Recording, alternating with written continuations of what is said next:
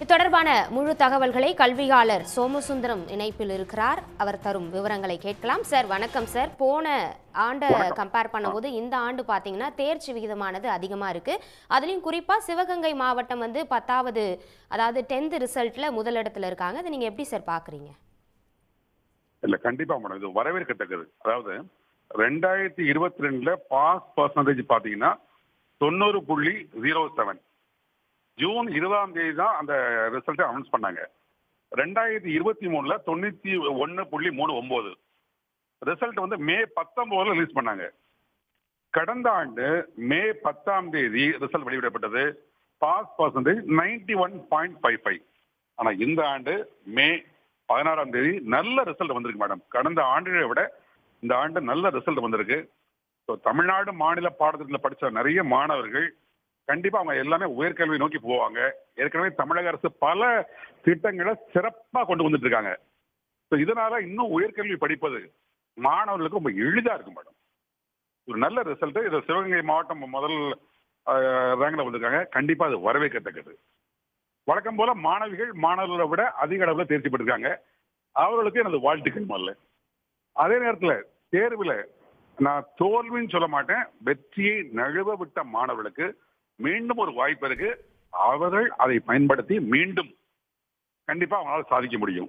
எதுவுமே ஃபெயில் கிடையாது. ஃபெயில்னாலே ஃபர்ஸ்ட் அட்டெம்ப்ட் இன் லேர்னிங், எண்ட்னாலே எஃபோர்ட் நெவர் டைஸ். எதுவுமே இம்பாசிபிள் கிடையாது. இம்பாசிபிள் பிரித்தாலே ஐ எம் பாசிபிள். வெற்றி பெற்ற அனைவருக்கும் எனது வாழ்த்துக்கள். Okay sir. சார் இப்போ தேர்வு முடிவுகளை பார்த்தோம் அப்படின்னா ஒவ்வொரு ஆண்டும் தேர்வு முடிவு அப்படின்றது அந்த பர்சன்டேஜ் வைஸ் இன்க்ரீஸ் ஆகிட்டே தான் இருக்குது. ஸோ அந்த வகையில் நம்மளோட எஜுகேஷன் ஸ்ட்ரக்சர் நீங்கள் எப்படி இருக்குன்னு நினைக்கிறீங்க? எந்த அளவுக்கு நம்ம இம்ப்ரூவ் ஆயிருக்கோம் அப்படின்னு நீங்கள் நினைக்கிறீங்க? மேடம், இந்தியாவில் 44 எஜுகேஷனல் போர்டு இருக்கு.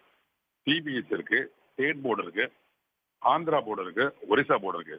ஆனால் தமிழ்நாடு மாநில பாடத்திட்டம் மற்ற பாடத்திட்டங்களை விட சிறப்பாக இருக்கு. அதுல எந்த வித மாற்று கருத்தே இல்லை.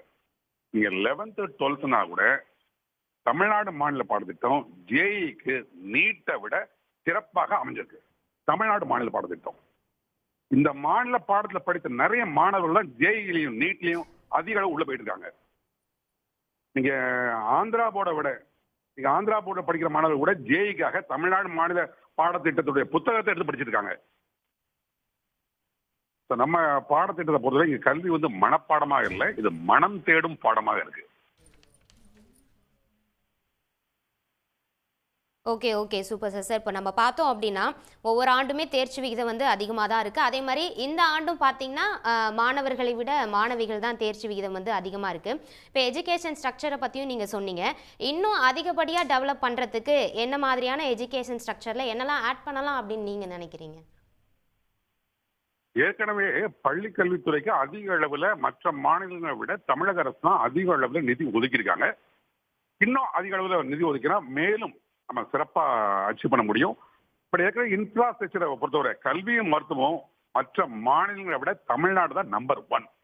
அதுல மாற்று கருத்தே இல்லை. அதாவது 11th 12th படிக்கும் பொழுதே என்ன படிக்கலாம், எங்கு படிக்கலாம், கேரியர் கைடன்ஸ் நடத்துறாங்க.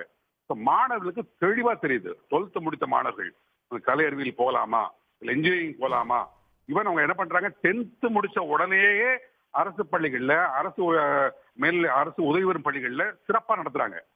அது மட்டும் இல்லாம 7.5% இடஒதுக்கீடு. அந்த காலத்துல ஒரு 4 வருஷத்துக்கு முன்னால மருத்துவத்துக்கு மட்டும்தான் இருந்தது.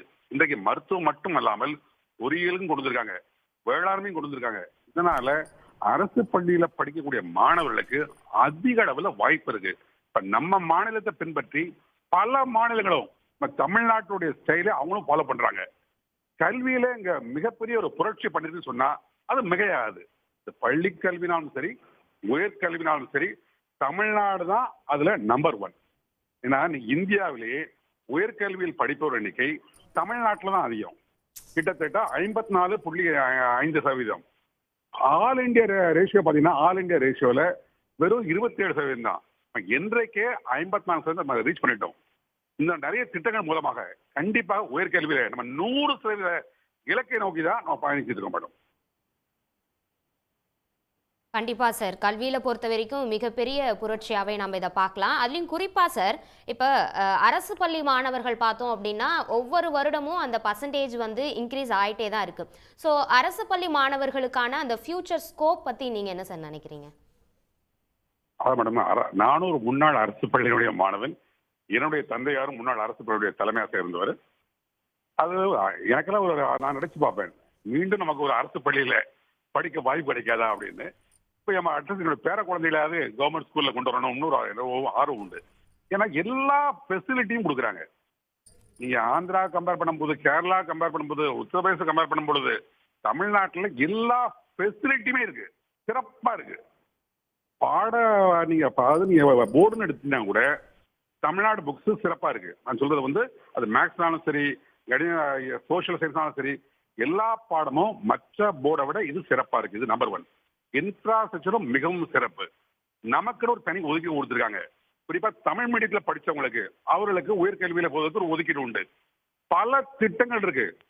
தமிழ் புதல்வன் திட்டம்னு இருக்கு, தங்கப்பெண், பல திட்டங்கள் கொண்டு வந்திருக்காங்க. இன்னைக்கு பாத்தீங்க அப்படின்னா ஐஏஎஸ் நிறைய பேர், எனக்கு தெரிஞ்சு 139 பேர் நேர்முக தேர்வுக்கு போய் 50 பேர் செலக்ட் ஆயிருக்காங்க.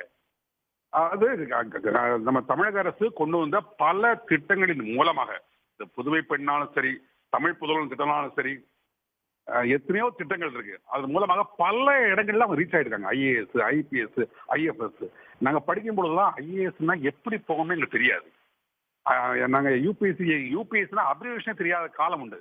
ஆனா இன்றைக்கு தமிழ்நாடு அரசு பள்ளி மாணவன் கேட்டீங்க அப்படின்னா தெளிவா சொல்லலாம் யூபிஎஸ்சி எப்படி அப்ளை பண்ணணும், என்னைக்கு லாஸ்ட் டேட், அதை அப்ளை பண்ண எப்படி நம்மளால உள்ள கிராக் பண்ண முடியும்.